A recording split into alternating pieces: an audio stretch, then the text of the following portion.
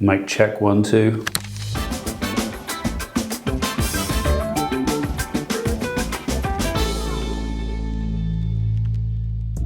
What's up, everybody? Welcome back to the June 2024 market update. We are sitting currently in the heat wave in July. I hope you're all staying safe and cool and you've got AC.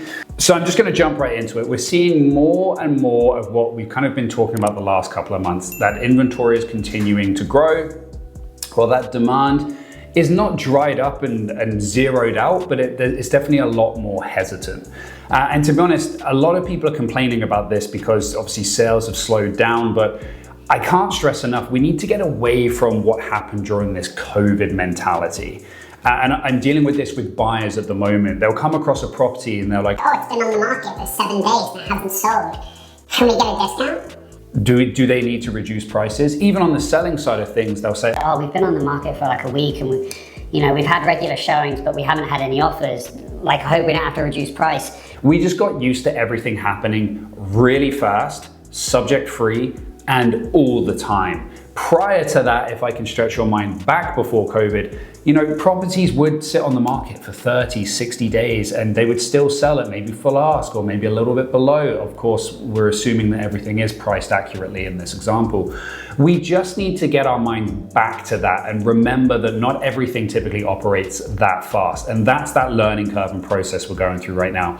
But as consumers, myself included, it takes us a little bit of time to kind of come around to that mentality of, oh, okay, we have a bit of time.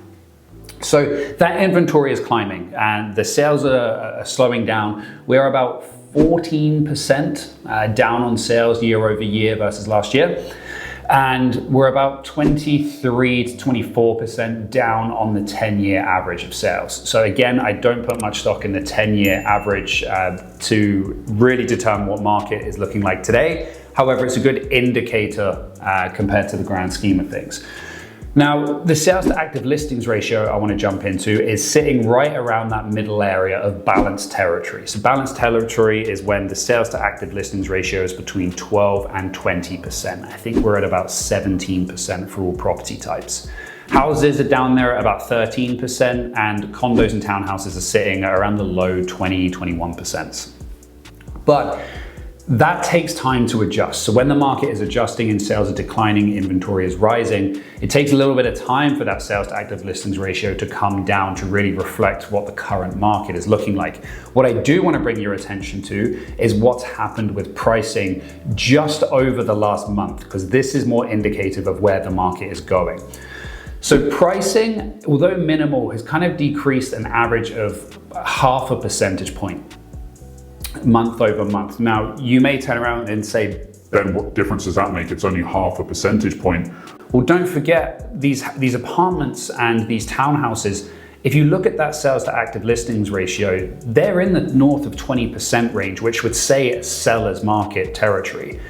If you're in a seller's market territory, why over the last month has product on average come down? And that brings me back to the point, it takes a while for those numbers to catch up, whereas the kind of price point change from last month is more of an active and relevant number that is more easy to stay up to date with the market. So that, in my opinion, is what I think we're going to see more of. I think we've still got quite a bit of inventory to come to market. 2025 and 2026 is when all of those people who kind of had those 1.5%, 2% mortgages are going to have to come and renew. And that's going to be a lot of the market. Usually on average, I think it's about 1/5 of mortgages renew each year.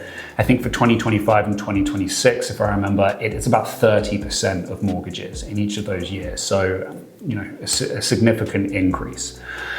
But if we do look year over year at pricing, I think for houses, we're up about, for houses, condos and apartments, we're up anywhere between 1 and 3% versus year over year. So pricing is still up. We're now starting to kind of see that shift coming down.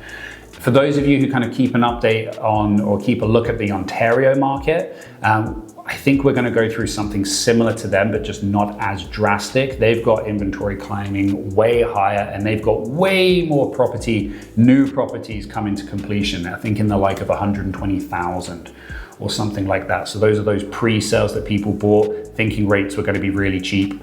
And now rates are obviously high Are they going to be able to complete? Are we going to see people walking away from deals? And that's when it kind of becomes pandemonium. We've already seen a lot of the developers in Ontario and BC kind of either going into receivership or pulling out of projects and not moving forward with them as well. I just think they're more exacerbated in Ontario than it is here. So that's pretty much it. If you were following what I said last month, we're kind of following that same trajectory now. We're actually now starting to see a little bit of a decrease in pricing. And so we'll steadily see that coming over. Again, I think a lot of those who are out there who are kind of calling that it's going to be like a 30, 40, 50. I think the highest I've heard somebody say is an 80% market drop.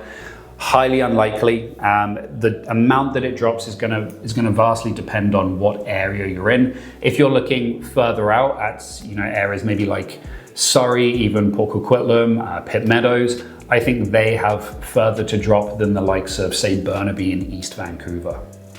As to how much that'll drop, it remains to be seen.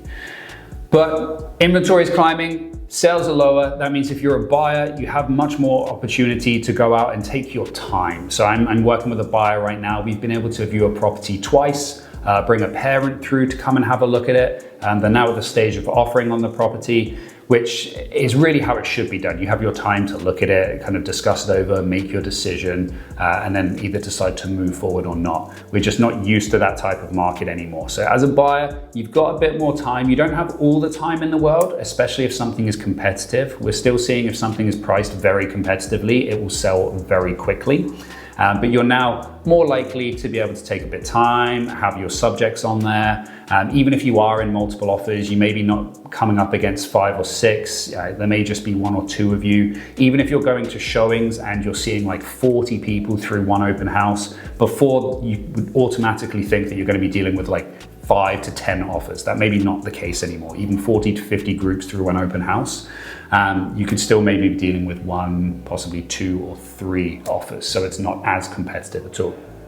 So that keeps you up to date. If you do have any further questions, especially neighborhood specific, feel free to reach out to me on the contacts coming up next. Thank you for joining me. I hope you're all enjoying the heat wave right now and staying safe, and I will see you next month. Thank you.